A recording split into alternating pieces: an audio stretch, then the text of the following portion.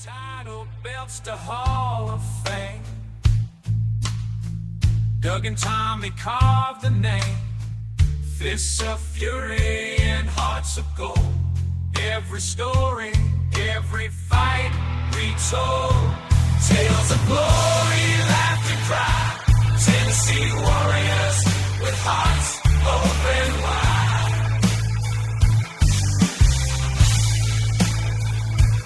In the ring or on the air, legends living without a care.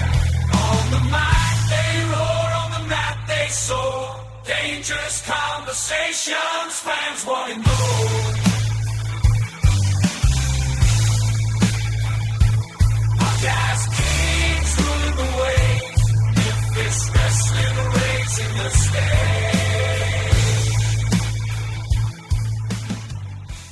Hey everybody, welcome back once again to Dangerous Conversations with Dangerous Doug Gilbert and Tommy Wildfire Rich. Guys, how we doing this week? Shoot, life's a beautiful thing, man. I'm glad to be here again this week. I want to say hey to all the fans. Y'all keep tuning in, clicking us up, whatever Doug and Gene calls that. Just keep clicking them buttons for us. But anyway, I hope everybody had a good Super Bowl weekend. I think I had more of the drinking and the good time going on. I'm a little hungover today. But anyway, man, it's just good to be here. Good to see you, Gene. Good to see you, Dougie. Man, it's great to see y'all guys. I hope y'all have had a good week. And I think what Tommy's trying to say, rate, review, and subscribe, whatever platform you're listening on. And, Gene, Tommy's a big Kansas City fan, and I was kind of a big Eagles fan. So I guess Tommy lost it. No, I'll be honest, I don't like the Eagles. I was just playing. I was going to say, I saw the second half, and I haven't seen a job like that since the studio wrestling days. I mean, they got squashed like the shadow. I was going to say, they got squashed like I did when I got started in the business. Shoot. Hey, don't forget May the 3rd. We're going to be up there, right? May the 3rd. Yeah, that's right. Y'all going to go up there, and I plan on going as well up there to the home of the Super Bowl champions, the Philadelphia Eagles. And we heard all about that last week from Joel Goodhart. I think he may still be talking somewhere about it right now. I don't know, but man, and what's still cool about that is like me thinking about, when we was up there with ECW and everything, and then Tommy went up there later with ECW, but my brother Eddie actually getting in the ring with Ron Jaworski, ain't that how you say his name? The ex-quarterback of the Philadelphia Eagles. That was really a cool deal. See, Ron Jaworski, now he was there in my time period. What I'm talking about. That's what I'm saying. And they did a little angle where yeah, they did a little angle, Tommy, where he got in the ring, Eddie got in the ring, then Eddie kind of challenged him, he got in the ring. He was really over up there. Yeah, man, I'm excited about that. Like, you guys have a history up there. Eddie had a big history up there. So, like we talked about last week, it's really going to be really cool to be able to be there that day for the fan fest, where you guys get to meet the fans and hang out and sign autographs, and then for you guys to get to wrestle in that building as the Memphis Mafia, which will be a first because the Big Don's been there, the Dark Patriots been there, but never have the Memphis Mafia competed right there in that arena. We sure hadn't. That's going to be really cool and mean a whole lot to me, Gene. And and like you said, it's like a meet and greet, right? That starts, I think, at like 3 or something like that. Noon to 3. Okay, and that'll be real cool. And then later on that night, we have the matches, and I think me and Tommy are going to be against the Memphis Mafia, be against Shane Douglas, the franchise, and he supposedly got a ECW original that's going to be his partner, and everybody's making a big deal out of that, and they say it's one of the original guys, so we'll see who that is. Me and Tommy be ready, no matter who it is. Right, Tommy? Yes, sir. I couldn't have said it no better myself. Hey, that Philadelphia arena there, that's a heck of a place for wrestling, ECW. I mean, Dougie was there at the get-go of it. I was there in 98 or somewhere in that time. It was 98, I think, when I went up there at the first. And just to go back and then beat the Memphis Mafia. Hey, there was 2 Memphis Mafias. Elvis had his and wrestling had ours. And we was the wrestling Memphis Mafia. So, looking forward to coming up there as the Mafia, seeing all the fans. It's going to be a great time. And it's going to be a little gravy. Shane, bring who you want. It don't matter. because I guarantee you, Dangerous and myself will be ready. Yeah, they had better be extreme. But I tell you another day it's going to be a good time, and you guys are going to have a busy day that day. Coming up on March the 1st, you guys are going to be meeting and greeting at the Jackson Comic Con. What is it? I mean, I think it's like 9 to about 2 or 3 o'clock that day, Doug. It's like 9 a.m. to I think 3 or 4 that you can come and meet myself, Tommy. There's going to be a bunch of characters there, and it'll be at the Carl Perkins Civic Center. And like I said, it's supposed to be full of different characters. And like I said, 2 of them right here on this, and myself and Tommy will be there. And if you want pictures made or to buy pictures or take pictures or talk or whatever, it's going to be I think it'll be a big turnout. They have this once a year and everything. It'll be the first time actually that me and Tommy has been to this comic expo. And like I said, it's at the Carl Perkins Civic Center, downtown Jackson, Tennessee. Everybody come out. Like I said, big meet and greet with Tommy, myself, and all the other characters there. Yeah, and hey, I'm fired up about that too. I've done a couple of the Comic Cons, man, to see some of the folks in their outfits. I mean, of course, when Dougie said it right, though, there's going to be a cast of characters, and we will be two of the characters there. So, yeah, I'm excited about that. Anytime I get to come to Jackson and see Doug and just, we get to socialize a little bit, and then plus get to go see the fans. It's going to be a big afternoon in Jackson. Then we're going to end up in Blytheville, Arkansas, doing a big fundraiser for St. Jude's Hospital. So I'm excited about that. Going back to Blytheville again and getting to do a fundraiser to help out with the St. Jude's Hospital, man, that's big too. We get to do a lot of good things now. Gene, you see Trump's back in office. Tommy's got me and him both working double time now, right? That's right. Our subject today is USWA, and man, it's a throwback to the USWA time for you guys to head over, hit a show in Jackson, and then hop in the car and book it on over to Blytheville, Arkansas. Man, it's going to be just like old times, right? Hey, like doing that Memphis TV and going to Jonesboro, Arkansas. We used to hit Tupelo Friday night, come in, do Memphis TV Saturday morning, and then haul butt to Jonesboro to do it that night. So, yeah, that brings back some of the old days too, man. I'm excited. And you know what, Gene? That's what's so cool about all this to us. And I mean, us three sitting here talking and everything, but you think back about like us doing this things Saturday morning to Saturday afternoon and jumping in the car, taking off over to Blytheville, and then jumping out of the car and doing a signing over there and matches that night and everything. Man, it's just a really cool deal for Tommy and myself both. It is, man. You guys are blessed to still be able to get out there and do that. A lot of guys are sitting home thinking about the good old days and how they used to get to do that. And you guys are still out there making it happen, and fans are getting to meet you. And folks, make sure you take advantage of this. It's not every day you get to meet a couple legitimate Memphis legends and 2 members of the Memphis Mafia. So don't miss out on these opportunities. And you know what, Gene, I was just saying, and I want this to always be a positive thing, not a negative thing, but I was telling Tommy the other day, the guys had called me up and there was talking about wanting to book us and everything, and we're getting together about different dates and everything. But they said, Doug, there's, we used to could get 10 of y'all, you and Tommy, plus 8 more of the guys from the past. And he said, there's you and Tommy and maybe 1 or 2 more. But what they was talking about, Memphis legends from the 80s, 90s, like that. And they said, but Doug, there's not many of y'all left anymore. And I said, like I said, I always want to be positive. I think, well, there's still guys out there you can get to come and sign a few things, but me and Tommy are 2 of the only ones that are still actually competing and doing everything that we used to do, I would like to say.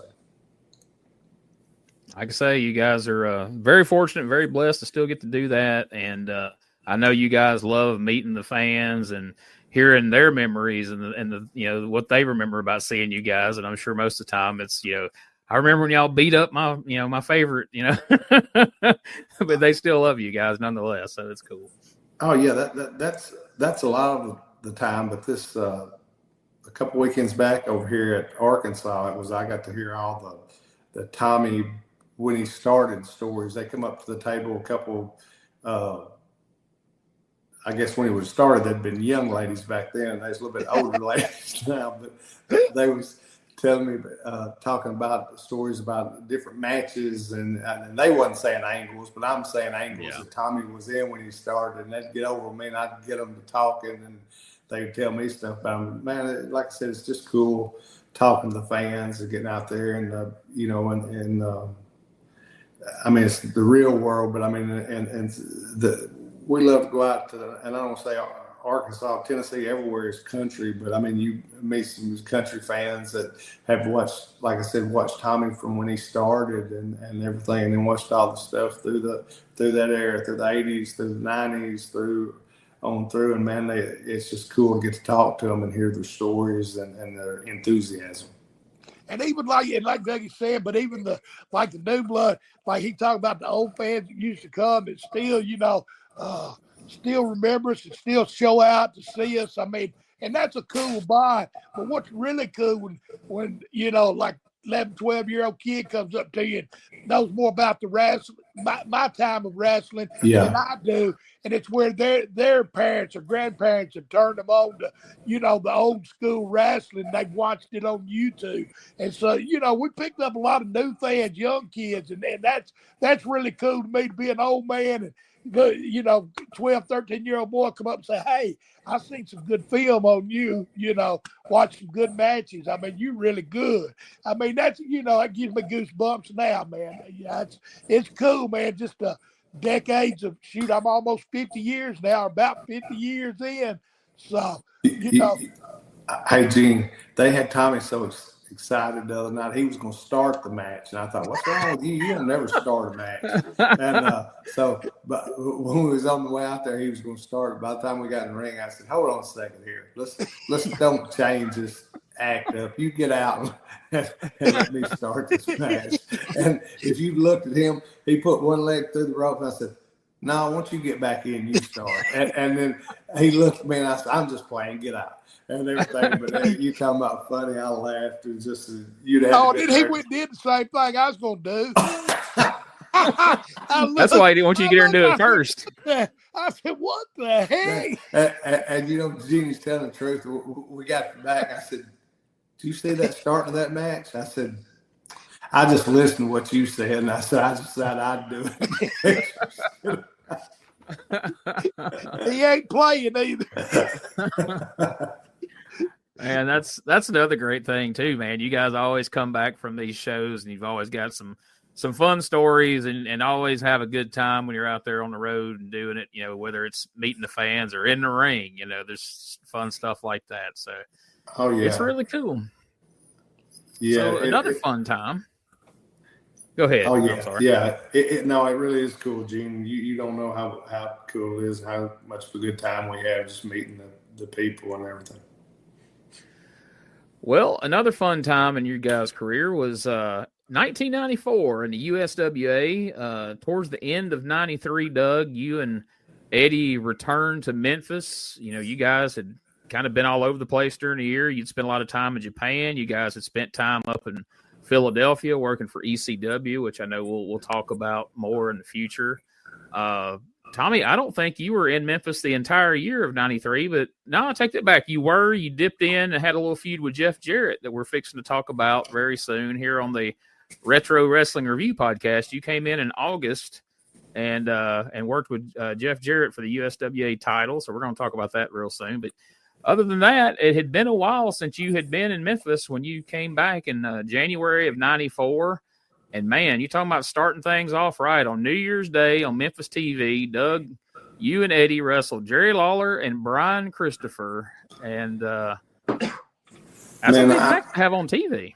Oh, yeah, it's a big match to have on TV. But every once in a while, I think it's good to give the people – well, I mean, I think it's good to give them – you can't give them everything on TV, but I think every once in a while you need to give them stuff like that on TV. And that's what we say we want people to pay to see, but I think every once in a while giving it to them, because the one thing about most of all of our matches, every night the match was different. And I can't say that about everybody, but I mean, so you could do it on TV, and it wasn't like you was going to have the same match that Monday night or that Tuesday night, Wednesday night, Thursday night, Friday night, Saturday night. And a lot of those weeks, Gene, we wrestled each other every night of the week. I mean, a lot of people just think it happened in Memphis, or it just happened in Louisville, or it just happened in Evansville, or it just happened in Nashville. Between Monday, Tuesday, Wednesday, and Saturday, you had Thursday, Friday, and Sunday. I mean, and a lot of those weeks we would work, every night, and a lot of the nights, which like Lawler had his obligations for different things and wouldn't come to certain shows where the rest of us would go to all of them and everything. But I mean, it was like I said, for TV, keep TV hot, and the town's going off it. But man, it was, like I said, the people didn't realize, I mean, how much we actually wrestled one another. And I mean, it wasn't, and to us, and Tommy can tell you his outlook and thought on it, and my brother, I'd listened to his thoughts on different things before, but man, it got to the point a lot of times with a lot of guys, Gene, that we didn't where people would think you would talk about wrestling, or we would just, that's the only thing that we would have in common. We had everything else in common except wrestling. In the ring, we worked hard, and the main thing that any of us cared about, we loved the business, but what we cared about was the finish. And as far as matches, me talking about matches that we've had and Tommy was in and I was in, we might not even talk to nobody about nothing but the finish. It wasn't nothing was scripted out. Yeah. Nothing was laid out from first to end of the match, or I mean, they might have been one thing said, or I might just come up with something in the car and say, hey, Tommy, I want to do this. And that wasn't real often, but every once in a while I'd have something I wanted to try different, or I thought would be cool. And Tommy might have something every once in a while, but it was nothing was scripted out that we did. That's what I think is cool about it now. Oh, I wouldn't even be in the business. Eddie Graham, he used to have the longest finishes.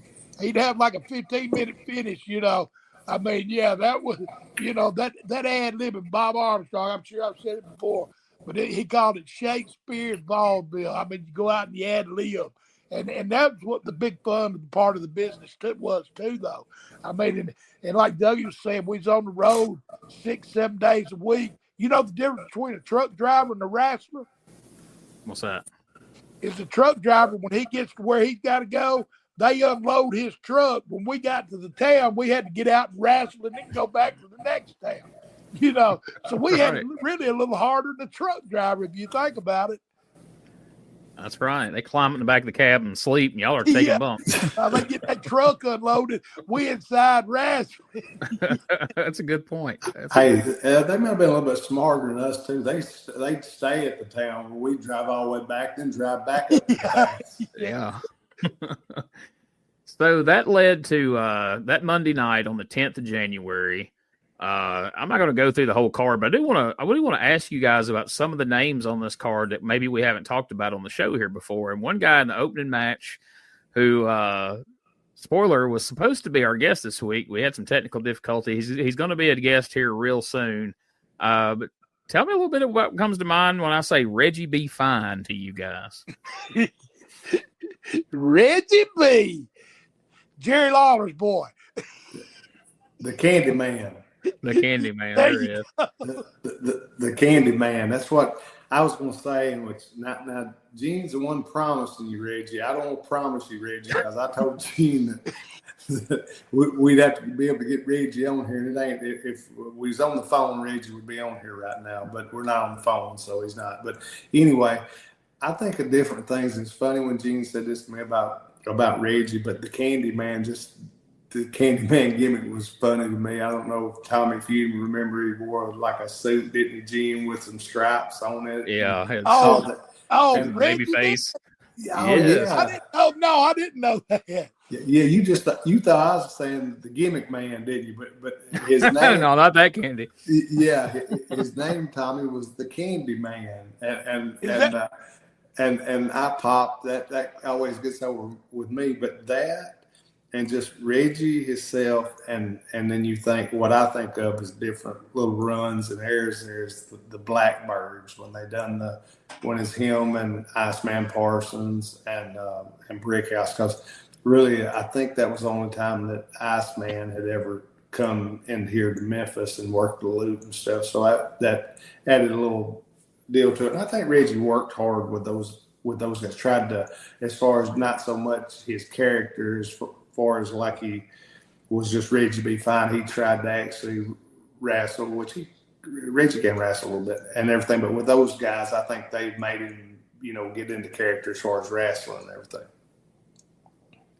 Well, we'll wait till Reggie's on here to talk about King Reginald and Reem Olajuwon and some of the other aliases of hey, he's the only one had about as many aliases as Jeff Jarrett. So I mean, we can talk about 2 dozen of them probably. Yeah, he has some aliases in the ring, and then I'm sure he's got a few outside the ring that we probably doesn't want us to bring up on here, so we won't go there. But another guy on the card, and this is very early in his career. He come in. He was the Spellbinder. The King told him, said, hey, I don't think you're quite ready to work the gimmick yet. So then he went to being himself, Del Rios. And then eventually he goes back to being the Spellbinder. But here, early on, he's wrestling Jamie Dundee in a singles match. What do you guys remember about the very, very early days of working with Del Rios? Well, I remember right when he come in and they told me, he said, Doug, it was when Brian was working with somebody else. I said, we're going to put you with this guy, and he's a little bit green, but just help him.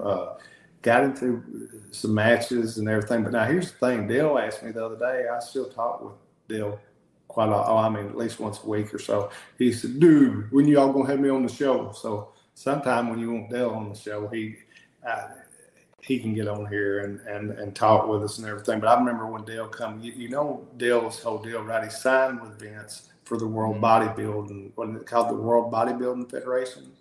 Yeah, that was his bodybuilding. Yeah, that was his company, and when that company defunct or failed or whatever you would say, he still had a few guys on contract, and he liked Dale and thought, and Dale looked great. Dale still looks great today. I mean, he looks. I mean, if you guys seen him, he looks today like he did last time. Tommy's when we worked with him in Memphis. Tommy looked great, didn't he? Oh yeah, I mean, and when we seen him, he looked. But going back to when I first met him, that's what I remember. He was blown up big, Yeah. I mean, he cut down, and but he looks, just phenomenal. He still looks phenomenal. But I just remember the first time I met him, how big he was a big boy, but it just, but a good fella too, man. I always got along with Dale really good. And Gene, me and him worked around the loop a few times together. Then I worked with him in a bunch of spot shows. And I went up to him and I asked him what he wanted to do, which, all of the big man stuff, like all the big men did. I told him that was cool, but I wanted to do something different with him and it'd be good. And we just did a few different wrestling things, just simple. Simple, like hip toss me out of the corner, but simple wrestling type stuff. And and he liked it, and he was good, and he listened, and like I said, Dale's a great dude. He's a good Christian guy, everything now, and but like I said, when he first got here, wrestling was just fresh to him. It was not, he was a bodybuilder. He was not a wrestler. He'll tell you that he was, but he was a great bodybuilder. I was trying to think of the guy's name that was one like Mr. World. Do you remember when he was Shock and Awe, when the tag team was called Shock and Awe? Can you remember what his partner was named to? He was like I said, Mr. World, or he won something that was like one of the biggest bodybuilding titles that you could ever have. And I'm giving you a headache trying to think of his name. I'm trying to think, because what's sad is I just watched some of that. I found those clips of you from then, and there's a tag match with you and it's like the guy's name is just like a last name or something, but he's like he was Mr. World Bodybuilder, but him and Dale wound up being big buddies. But he had signed with Vince, and that's how he come down there, and they put them together. And it was just freaking huge. Their arms was bigger than our 3 heads and everything. But like I said, Dale's a great guy. Pretty big. That's pretty big. Gene's got a big old head. I do. But not much in there, but it's big. But anyway, no, like I said, Dale's a great dude. And did you say he wrestled Reggie that night? No, Reggie wrestled Kip Morris and Dale wrestled Jamie Dundee. Okay. Well, I'd like to see that match of Dale and Jamie. That had to be a good one. Yeah. Settle down, Jamie. Settle down, Jamie. Yeah, Hey, dude. man, come on. Yeah, dude, what do you mean? But anyway, no. I wish Reggie was on here tonight because I'd sure talk about that doggone match. I mean, the football stadium we just did recently. Me and Dougie against Spellbinder and Reggie. And we were supposed to be the heels. That never did happen. But, I'm still scratching my head at that one. We'll get Reggie on here to talk about that one. That'll be a good match to talk about. Yeah. Yeah. Hey, he called me the. He wasn't planning on wrestling, but he did. He said it's hard. It's hard.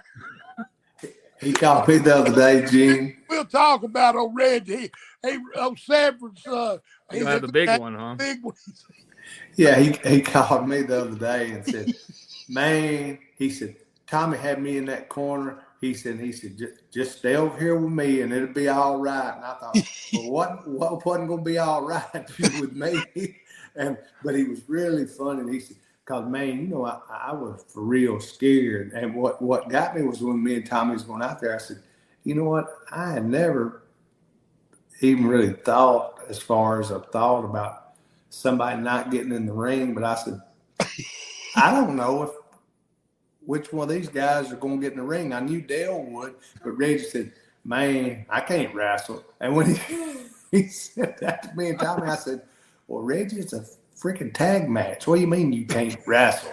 He said, man, I had about, what's it been now, a year and a half ago probably, Gene, that he had open heart surgery, which he really did have open heart surgery. Yeah, but he said he hadn't been in the ring since then either. Yeah.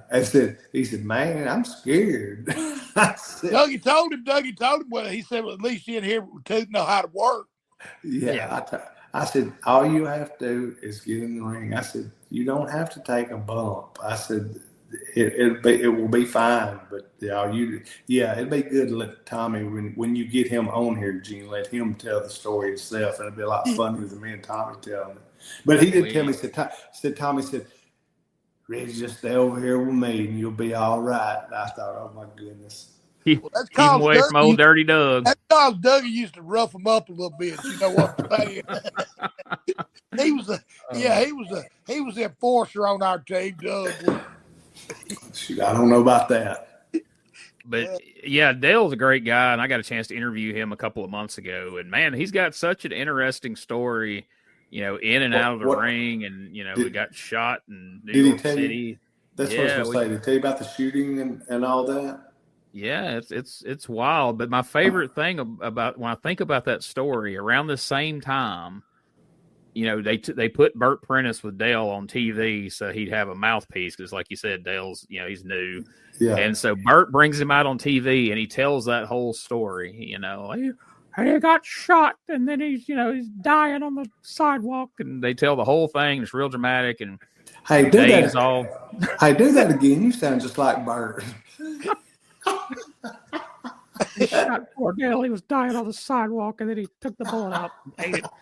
But it's so Dave's all emotional, you know, and everybody gets real. I mean, it gets pretty heavy in the studio, you know, and they leave. And in the next segment, here come you and Eddie. Do you remember what Eddie said? What did he say? We was probably back there crying. You got on up in the ring because you didn't have an interview scheduled. So you went up to the ring. Eddie makes a beeline over to the desk, and you can see it on Dave's face. Dave's like, oh, shit. Eddie goes, Dave. He said, Spellbinder and Bert out here telling this story, you know, like it's a big deal that he got shot. You know, my brother Doug got shot. He goes, my brother Doug got shot. Bullet's still in there. He's fine. You don't hear us out here crying about it. And then you see, when the camera cuts to the ring, Eddie's got up on the side, and you're standing there fixing to start the match. And Eddie looks right in the camera and he points to the side of your head. He goes, bullet went in right here, and he points to your temple. And then Dave's like, oh, come on, Eddie. I think Lance might have even been there at the time, too. He was like, come on, Eddie. Doug didn't get shot. That's nothing to joke about.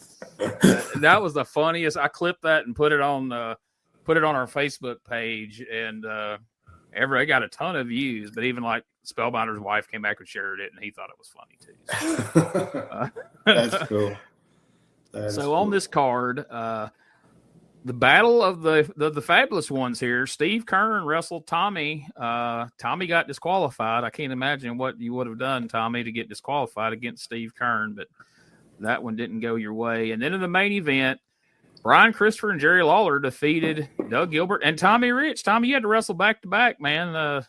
USWA liked putting you in those situations, didn't they? Doug never worked twice. You're right. I was a mule that was carrying that load. Oh, shoot.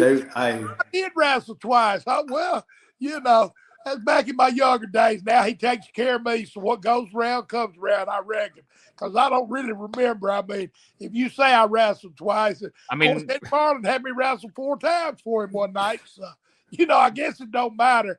There was 8 matches on the card, and they made you wrestle back-to-back, Tommy. It happened. They just turned around and went home. Hey, left me hanging. I think, as a matter of fact, I probably rode down there with Eddie Marlin that night. Hey, that Tommy was in such good shape then, Gene. He could wrestle 3 or 4 matches straight. Oh yeah, that was nothing for Tommy. Hey, but that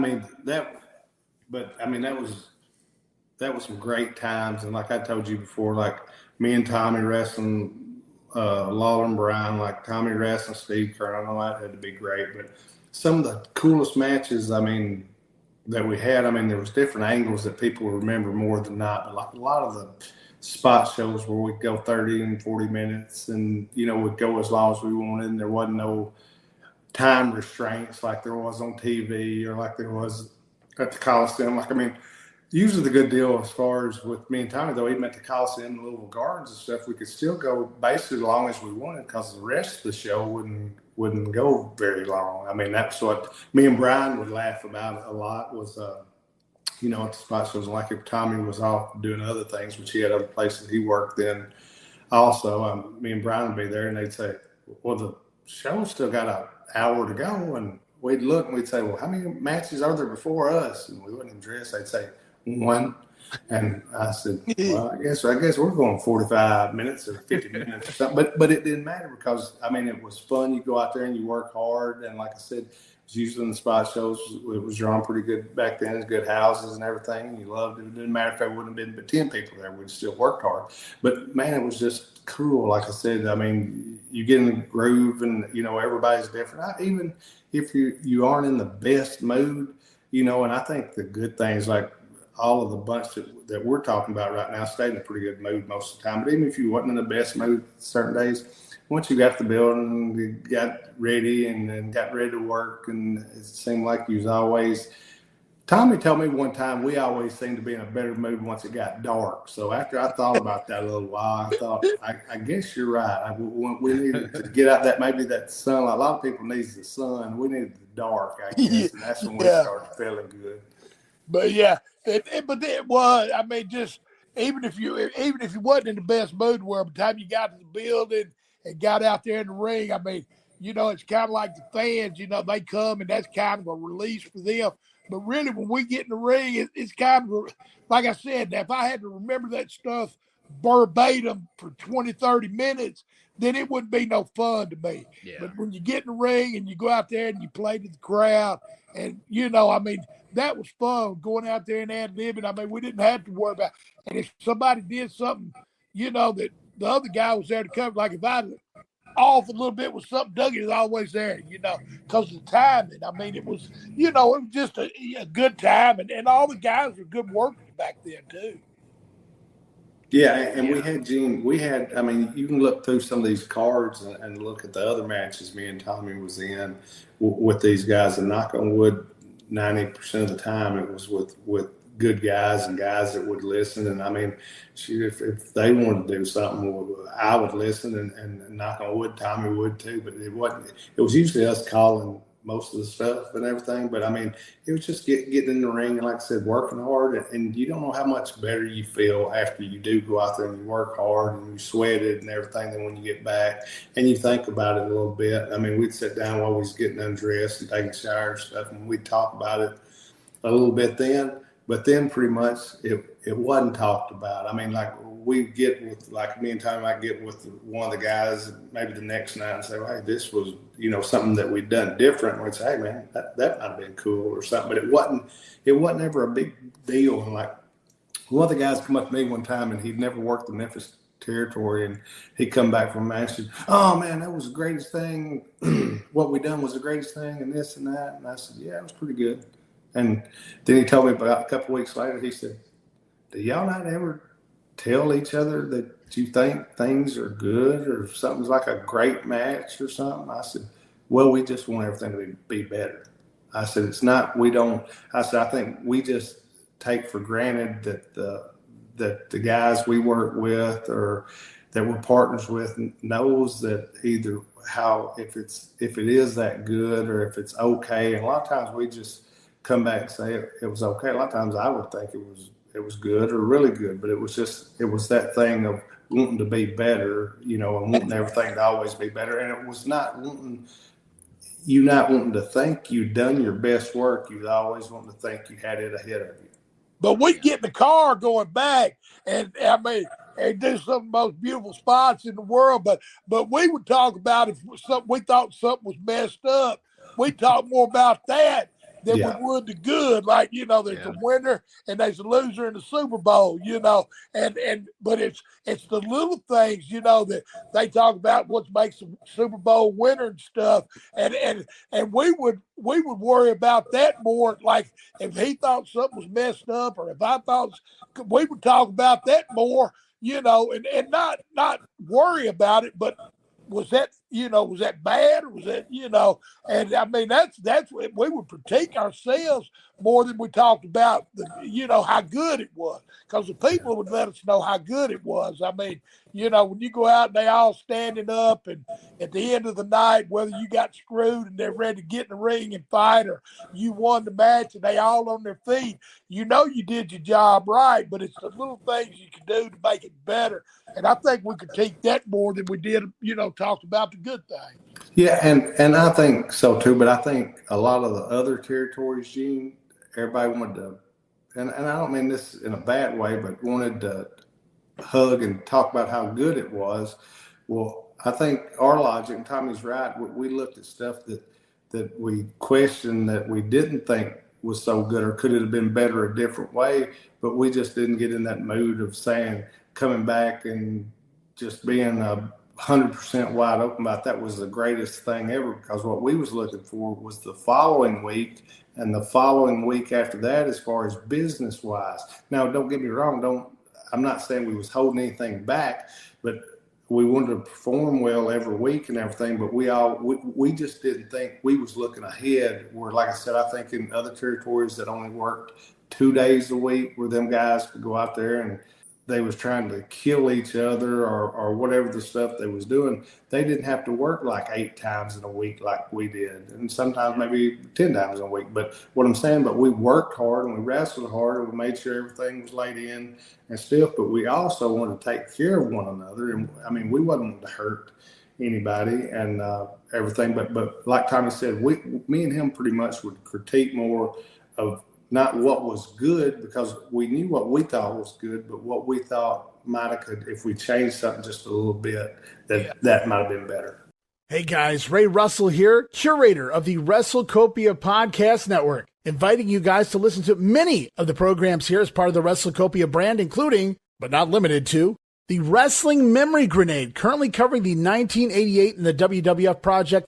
You can also listen to the Regional Wrestling Podcast, where we talk the territories, whether it's Jamie Ward with Georgia 81, Roman Gomez with the UWF in 1986, or Gene Jackson covering Memphis in 85. 3 projects going on right now over there at Regional Wrestling. You can also listen to the Wrestling Stoop with the legend himself, Bob Roop. Bob goes back in time each and every week, covering not just his career, but countless stories and interactions with hundreds of wrestling names spanning his 2 decades in the business. But that's not all. You can also check out the Puro Wrestling Academy with the professor of Puro Resu, Mr. Dan Ginnity. Dan and I go back in time and cover the history of Japanese professional wrestling in the English language.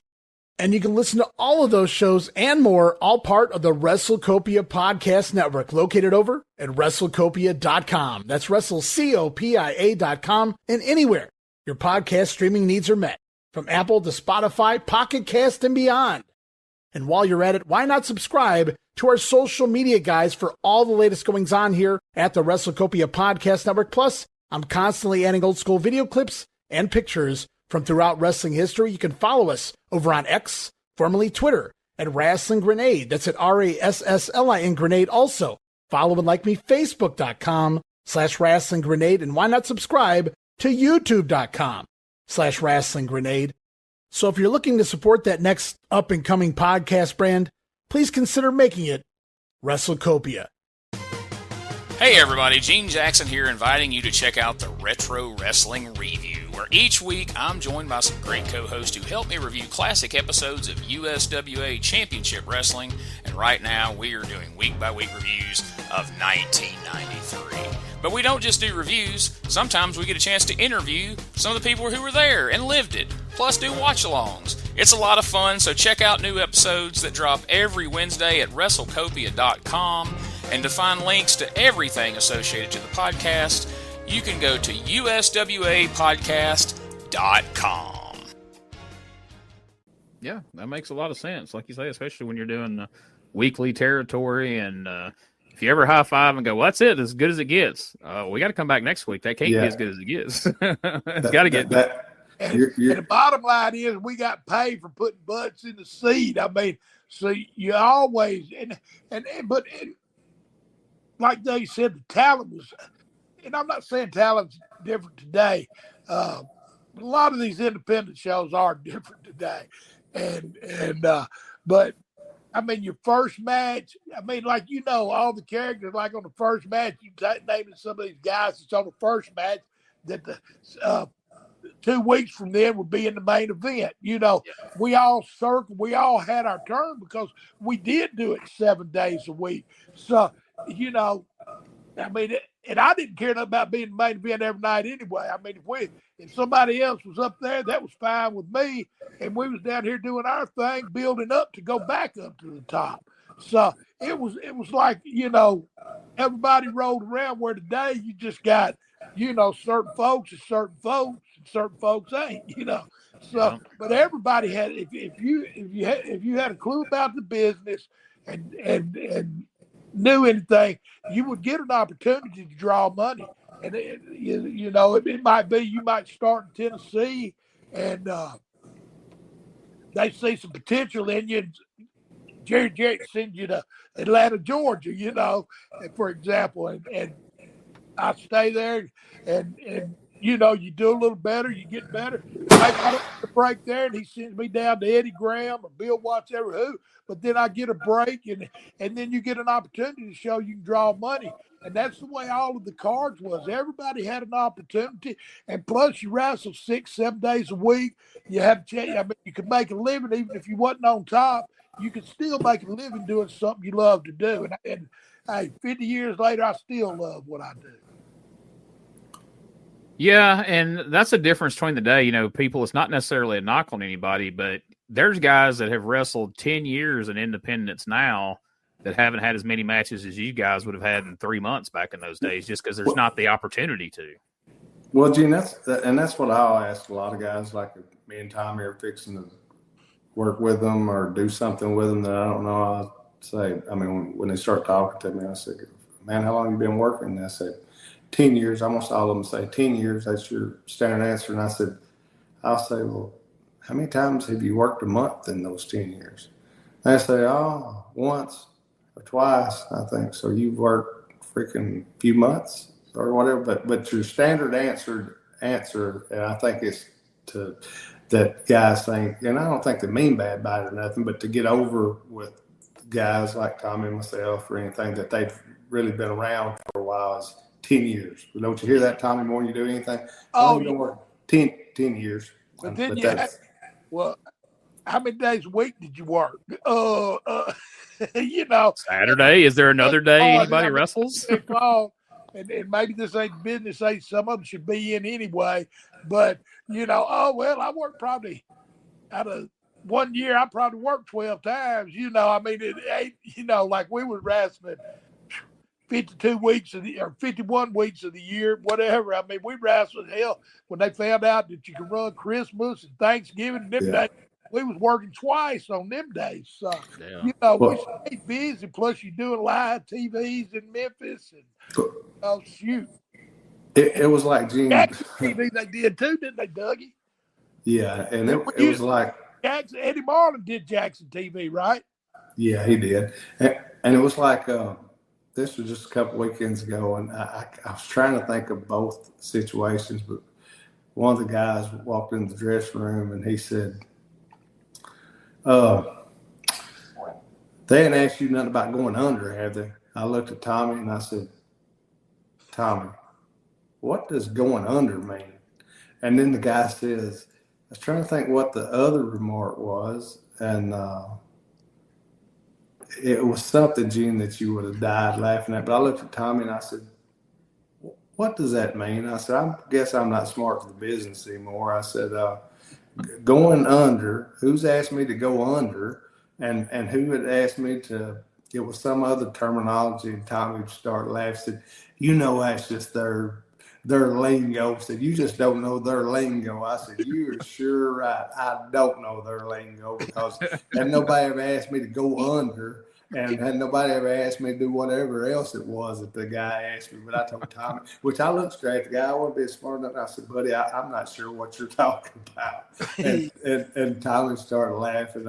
And Tommy said, you just don't know today's lingo. I said, I dang sure don't know today's lingo. Actually, I thought he said to the down under. I thought he wanted us to go to Australia. You thought y'all were getting booked. Yeah, I thought he had us a booking. But and the funny thing, it wasn't with me and Tommy, but he was saying somebody asked him to go under, and I said, "What does that mean, go under?" And then, but then again, the next sentence was he said some other, and I wish I could think of what it was, but Tommy died laughing at me. I looked at Tommy, I said, "What does that mean?" Tommy said, "You don't know the new lingo." I said, "I sure don't." But you talking about some funny stuff, Gene. We laughed that night, and I'm gonna tell you, the night in Arkansas, we wrestled two guys, and they was good. They're called. I wish I knew their working names, but the team's called the LA Hustlers. But I actually thought they was really good. I don't know if you've seen them before. Yeah. They told me they work on Memphis TV and work for Memphis Wrestling and stuff like that. But they was really good guys too, and had good attitudes, looked good and everything. But I mean, That one, he was a big old boy. Yeah. Yeah, those guys have been around for a little while now. Yeah, they're good. They really are. We had a good match with them. I enjoyed it. I was worried going out, but I was happy coming back. You just got to get Doug smartened up to all this lingo. yeah. Tommy. I'm just kind of ad-libbing. He told me he was going to write a dictionary for me, Gene, and put all that, There you go. that new lingo in it, and then he's going to tell me for sure what that. I don't know if I'll be able to read that writing that he puts down, but then he's going to tell me what that writing is he puts down in this dictionary for me. Well, I can't wait for us to read that on the air eventually once that gets finished. You ain't kidding. This be about the third or fourth time I've been smartened up, I think. Well, maybe it'll stick one of these days, though. Yeah, I don't So January 24th, you and Eddie defeated the King and Brian Christopher in a Texas death match. And then Hey, go ahead. I guarantee we had some help. I'm guessing you might have. Probably Tommy or three other guys was in the building that helped us because we didn't ever beat them by ourselves. Yeah, and more shocking. So on the 24th, you guys didn't go under. Y'all went over in the in the Texas death match, and then the following week, Eddie pinned Jerry Lawler to win the unified title on January 21st, right there at the Mid-South Coliseum. And by golly, we was on a roll there for that month, wasn't we? definitely on a roll. And then well, you know it was drawing good money then. the following week, Doug, you pinned Brian Christopher to win the USWA heavyweight title and protect your hair in the process. So, man, you guys were on a major roll. Well, I was fixing to say we must have been doing some really serious blackmailing during that run, wasn't we? I got a feeling as we keep going through the year here, there may be fortunes may turn around. I don't know. We'll see. I was fixing to say I wound up losing. I was going to say everything, and actually, I think I probably did lose everything from my hair to my clothes to everything else. I remember being was in this year, I think the same year. When was the Singapore, Gene, do you remember or if y'all don't went through this, you go through it on your USWA podcast. It wasn't in 93, so I think it's somewhere here in 94. Oh my gosh, Tommy, you remember overseas they had the Singapore where they whipped the guy in one of the countries with the Singapore cane deal where they caned the dude to death or something like that? Wasn't that what it was, Gene? Yeah. I mean, it was like a caning. You remember when they used to hit them with sticks, like beat them to death and stuff? So they come up with, Lawler come up with this idea, which, he loved all these gimmick ideas that you've seen that was going on in real life. And he said, well, what we ought to do is have you against Brian in one of those cane matches where whichever one of y'all gets beat gets caned 10 times. And I said, don't that really hurt? And he said, well, I've got this guy that's a professional. He said, and he can do it, and you won't even hardly know that he's hitting you. And I said, okay, yeah, that sounds good. So in Memphis, he did have this guy, and Gene, he was like great. But the build up to the match was who was going to get caned, and they talked about the guy overseas that got caned and to death, and everything to build up to it and everything. So we get to the Mid-South Coliseum.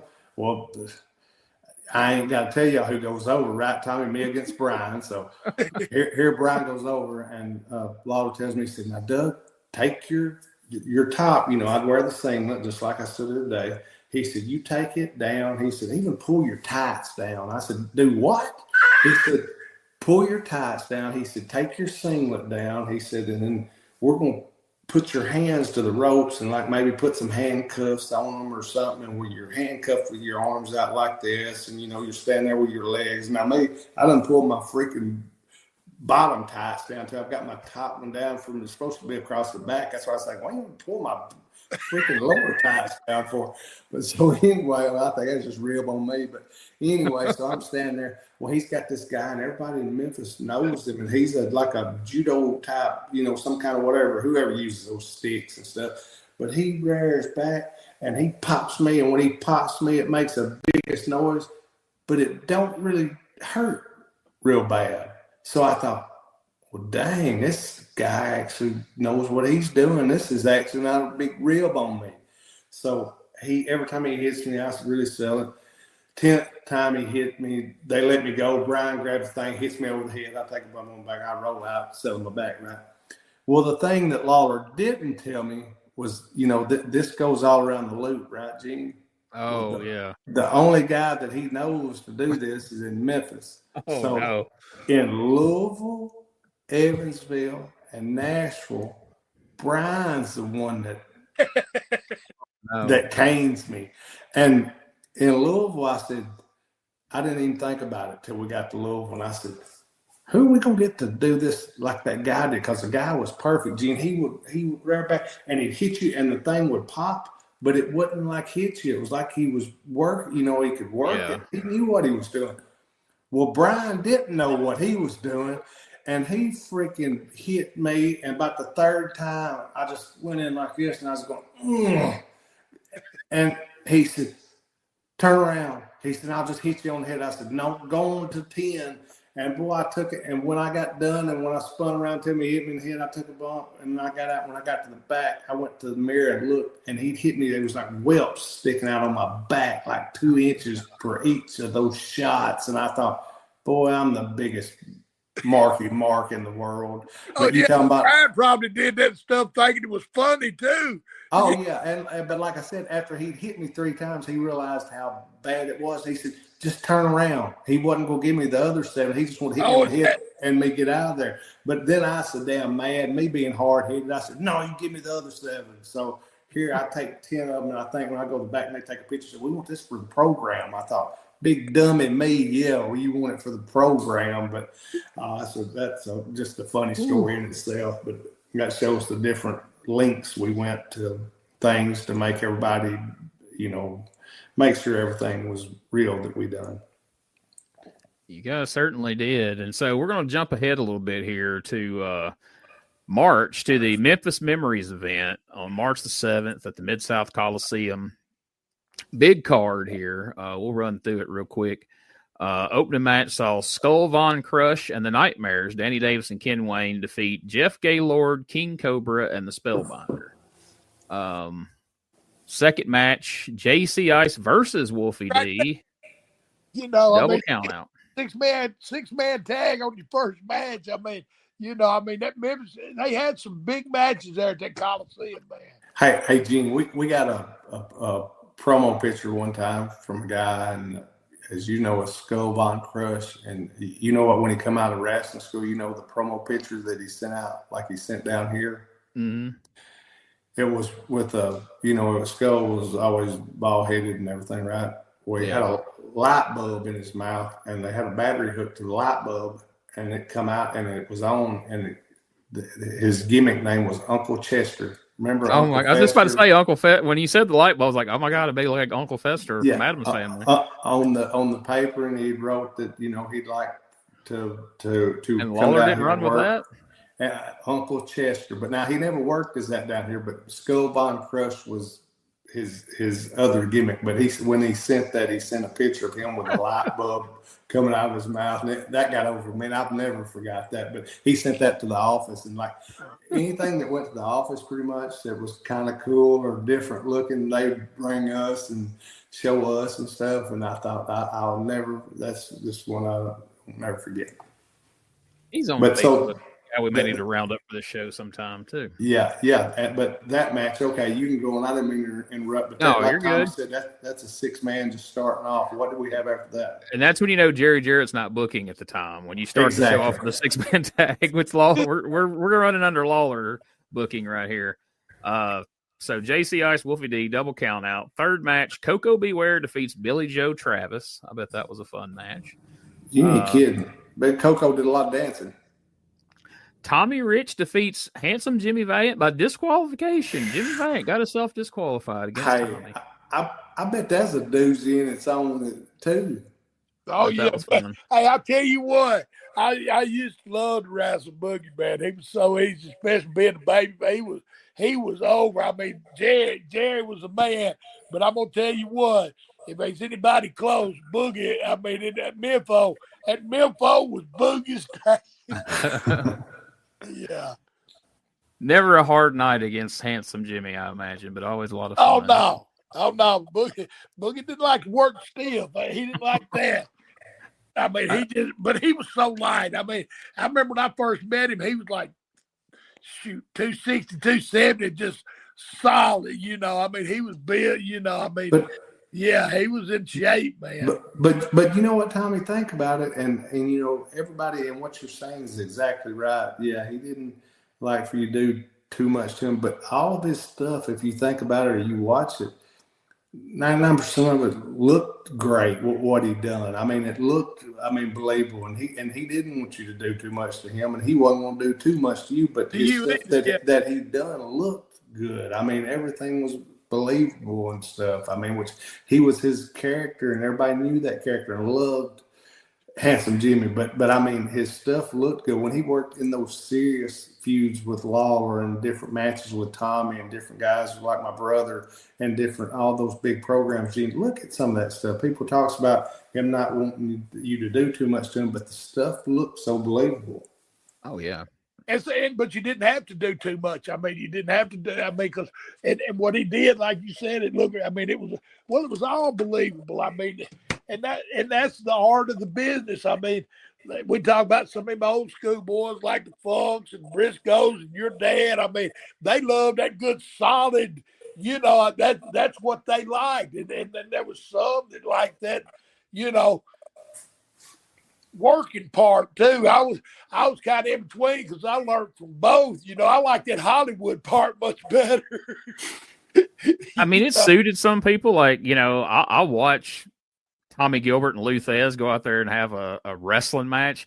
I don't want to see the Boogie Woogie Man out there trying to wrestle somebody. I don't need that. Lou Thez either. I mean, them were like I said, that was one of the first matches that I just went, oh, when Tommy come across and drop kick Lou Thez, and he went over that damn top rope. I thought, oh my God, this stuff is real. I mean, and they got in, and the rest of it was real too. I mean, they got in there, and they did some high spots, but it was some good solid wrestling too.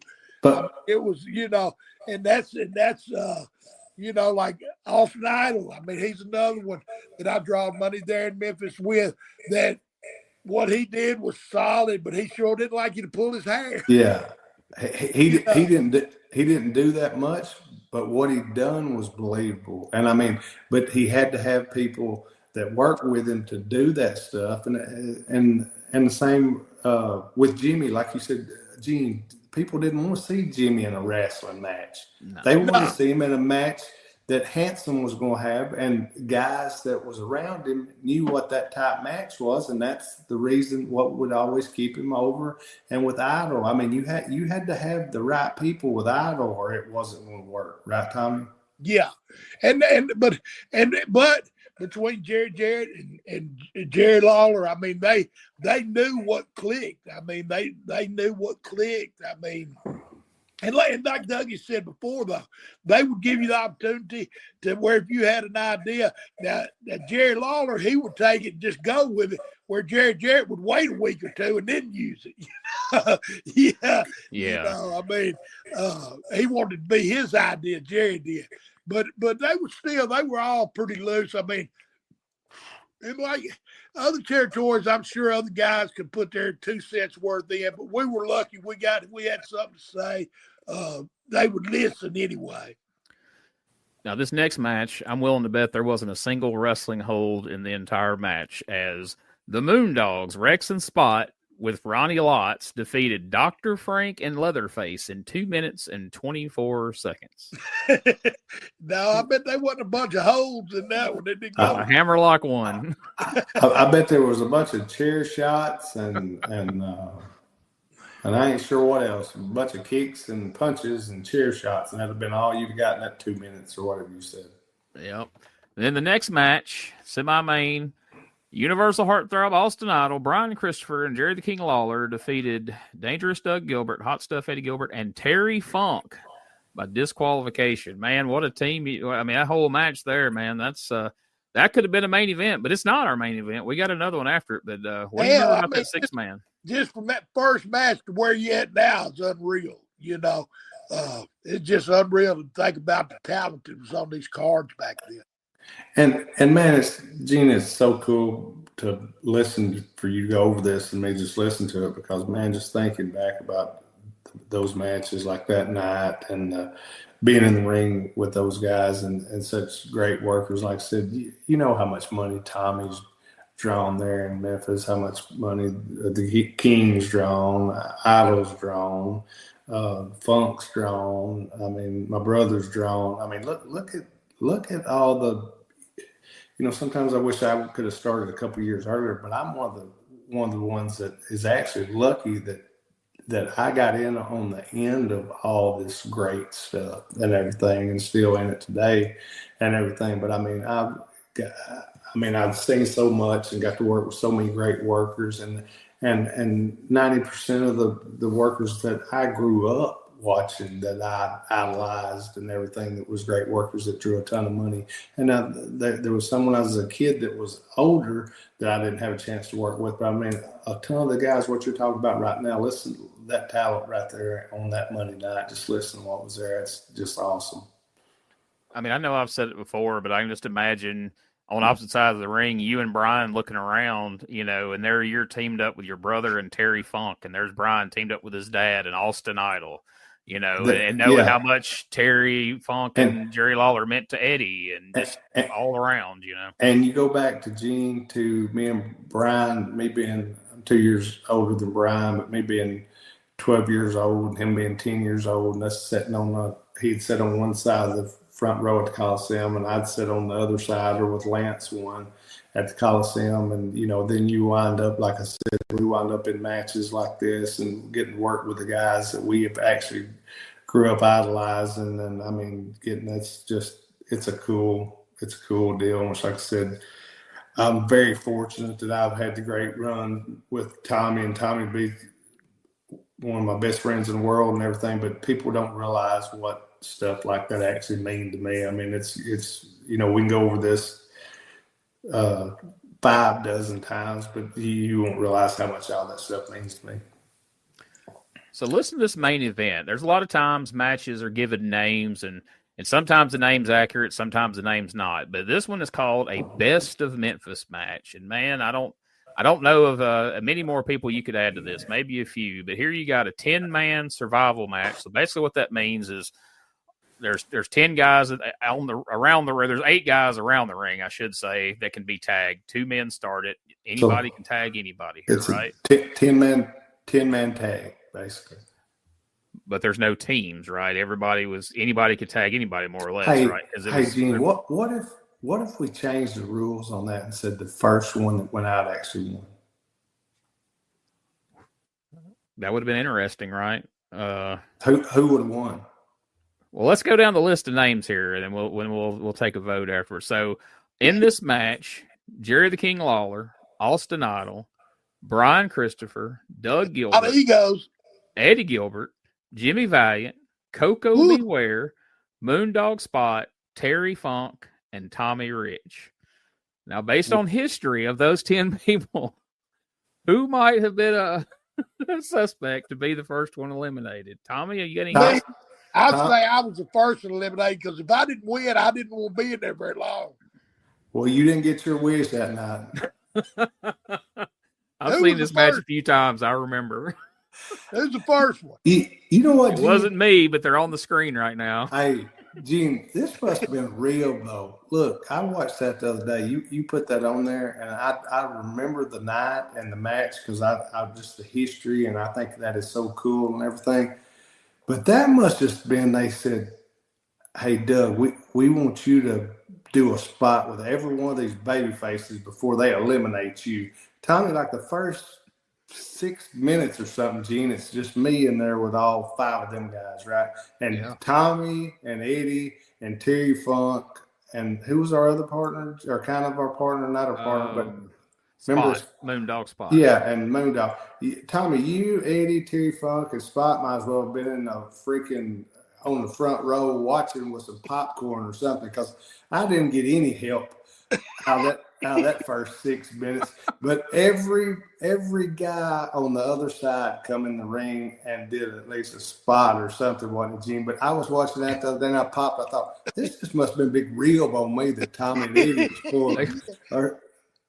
They could have called this Doug Gilbert versus the Best of Memphis match, where you just took on every top star, every top babyface in Memphis history. Hey, you know the best thing, Gene, they could have done was that last babyface, then him went and tagged Tommy or one of them, let them got in and done a spot with him before they eliminated him. But man, this really is a who's who, a Best of Memphis. I mean, I guess you maybe could mix in, Bill Dundee and, maybe like Jackie Fargo if he was still kicking around. But this is for 1994. I don't know that you could have found many more guys in one match to represent the best of the best in Memphis. I know you watched it recently, Doug, so we won't ask you. But Tommy, any guesses out of that field of 10 of who won the Best of Memphis match in 1994? Yeah. Well, you wasn't put out first, Tommy, so you still in there somewhere. I'm still in there, but I'm thinking I ain't last. I mean, if I was a bet man, I'd bet on Jerry Lawler. Well, this time you would be correct, Tommy. It was against all odds. Jerry the King Lawler managed to win. God, he had me looking like a moron, Jerry Lawler did. I thought if you want to be on top in Tennessee, you got to work with Lawler because you ain't going to be the top babyface. Hell, I was just starting. Lawler, of course, he might have been a heel then.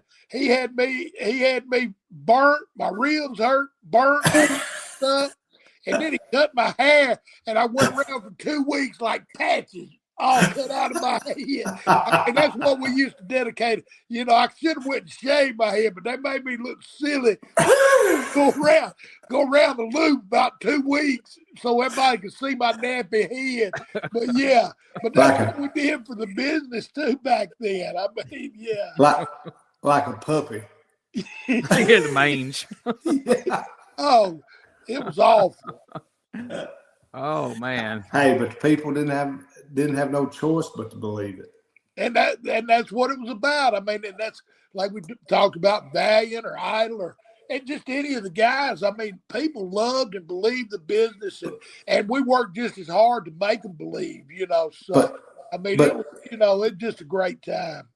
Look in that ring that night, Gene, at the different guys, and look at just the gimmicks as far as in the ring that night. I mean, look at Tommy, look at my brother, look at Funk, look, like you said, Spot, I guess, myself. Look across the ring. Look at the King, Idol, Brian.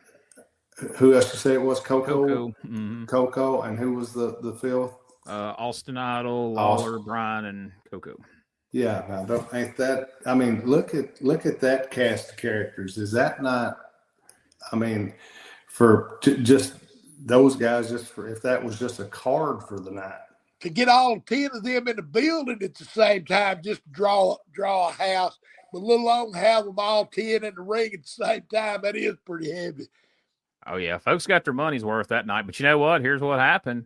The King won the Best of Memphis match. The crowd popped. Everybody was happy. And then you guys proceeded to beat his ass after it was over with. The King got left laying. And the next week, we got to wrap this one up. But just as a little teaser for folks whenever we finish this up, the following week, because you're like, how do you follow that? My goodness, what are we going to do? Well, the next week, it was a 6-man tag. It was Doug Gilbert, Eddie Gilbert, and Tommy Rich taking on Brian Christopher, Jerry Lawler. But a lot of those guys had left town. They were just in for one night. Jimmy Hart shows up on the phone on TV the following Saturday morning. And he's like, King, baby, I got you a tag team partner.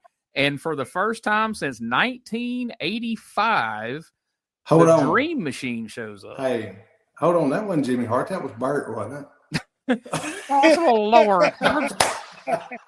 Bert's down here, but Jimmy's up here, baby. You got to have your eyebrows up when you do Jimmy. Bert's a little more hunched over. But so Jimmy Hart, who did he bring in? Dream Machine Troy Graham. Hadn't seen him in all those years. And here he's back as a babyface partner to Jerry Lawler and Brian Christopher. But I used to play. I'm Dream Machine. He did the promo, twisted barbed wire, eating dog stink, or whatever it was. I mean, he could have done a promo, man. I can't. I wish I could remember one about the barbed wire, because I got to learn that one. I love to hear him do that one. But old Dream Machine, that's a blast from the past. What was it? What was it, Gene? Walk 1,000 miles barefoot on barbed wire? I was trying to think the whole. Something about it ends with 9,000 buckshots is the end of it. But I got to go back. It was cool, and he was on it too. Dream Machine. Yeah, Memphis hero right there, Dream Machine. Yeah, but Troy Graham, right? That's him. Troy Graham.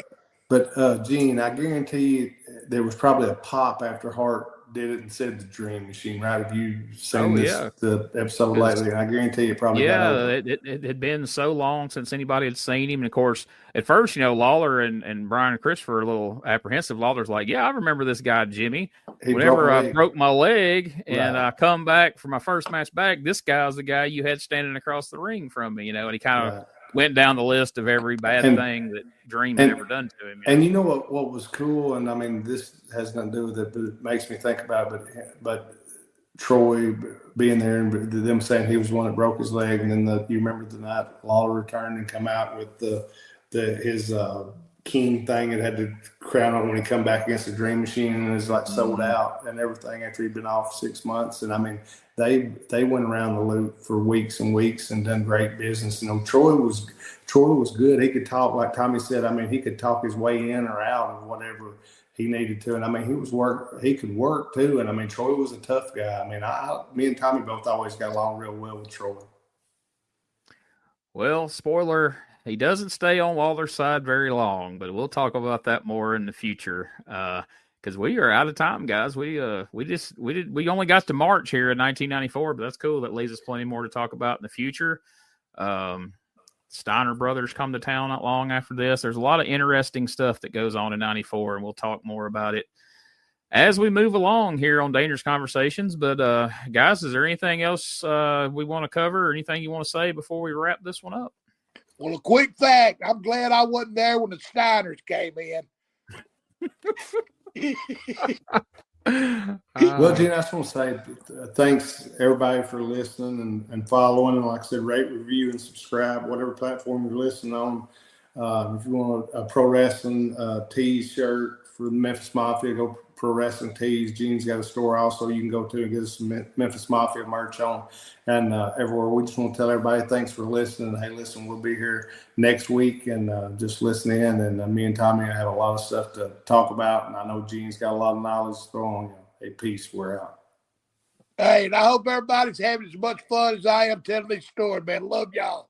Before we get out of here, I just want to take a moment to remind everyone, if you have an upcoming wrestling show, autograph signing, collector show, Comic-Con, or any event or booking that you would like to inquire about the services of Dangerous Doug Gilbert and or Tommy Wildfire Rich, just send us an email at douggilbertpodcast@outlook.com, and someone will get back to you as soon as possible to get more information on your event and do the best we can to make that happen. Also, if you are interested in advertising your event, your business, your product to the listeners of Dangerous Conversations, as well as to promote your event, business, or product across all our social media platforms, you can send that inquiry to douggilbertpodcast@outlook.com. We would love to work together with you to get that out there to the listeners of Dangerous Conversations. Remember to check out douggilbertpodcast.com. There you can find links to all things related to this podcast, as well as Doug and Tommy themselves. You'll find a link to the Dangerous Conversations Facebook page and the Dangerous Conversations Twitter, now known as X. And we're always posting content daily, involving the Gilbert family, Tommy Rich, all sorts of things from their career. We got magazine articles, videos, pictures, you name it. We're posting new content every single day. Make sure you follow so you don't miss out on any of that. Plus, you can follow Doug and Tommy's personal Facebook pages on there. Dangerous Doug Gilbert. You can search that on Facebook. You can also search Tommy Wildfire Rich. They both have Facebook pages. And Doug does have an X page as well, and you can follow them there. But if you really want to help support, you can go to the Gilbert Family Pro Wrestling Tees store, which there's a link to there on the douggilbertpodcast.com. And you can find T-shirts of Doug, Eddie, and their famous father, Tommy Gilbert, as well. Also, Tommy Rich is going to be having some T-shirts coming up very soon. Follow him on Facebook. We'll be talking about him here. But look for some cool new Tommy Wildfire Rich T-shirts coming out soon that you can partake in as well. Also, if you've enjoyed the show, please subscribe, rate, and review the show on the platform of your choice. It would really help us in building up the podcast for the future. Plus, it helps us know what you like, what you don't like, where we need to take this podcast moving forward. Also, if you want to see a whole bunch of matches, promos, and angles, a lot of the ones that you're going to hear us talk about on this very podcast, you can go and subscribe to our YouTube channel, youtube.com/@RetroWrestlingArchive. Of course, it's linked right there at douggilbertpodcast.com, and you will find a ton of matches featuring Eddie Gilbert, Tommy Gilbert, Doug Gilbert, Tommy Wildfire Rich. There's playlists of all them that feature hundreds of matches of each of them. So make sure you go check that out. And not just of them, there are thousands, literally, at this point, of videos from wrestling from across the territory days, you name it. If we don't have the video uploaded to our channel, we at least have organized you a playlist of just about every territory, every show that's out there. You can find it in one convenient location there on YouTube at the Retro Wrestling Archive. Plus, don't forget, you can find all things related to my popular Retro Wrestling Review USWA podcast at uswapodcast.com. And last but certainly not least, we are proud to be a part of the WrestleCopia Podcast Network. Go on over to WrestleCopia.com to check out all the great pro wrestling related podcasts and various content that our friend Ray Russell provides you. You'll be glad you did. So thanks for listening, and we'll catch you next week for another episode of Dangerous Conversations with Dangerous Doug Gilbert and Tommy Wildfire Rich. In the heart of Tennessee, born with pride, Doug and Tommy taking rings in stride. Memphis legends never backing down. Wrestling warriors, they wear the crown. USWA, glory in their veins. Fighting legends breaking chains. In the square circle they made their name. Podcast champions, it's their claim to fame. On the mic they rode, on the map they soared. Dangerous conversations, fans wanting more. Podcast kings ruling the waves. Memphis wrestling raising the stage. From title belts to Hall of Fame, Doug and Tommy carved the name. Fists of fury and hearts of gold. Every story, every fight retold. Tales of glory, laughter, cry. Tennessee warriors with hearts open wide.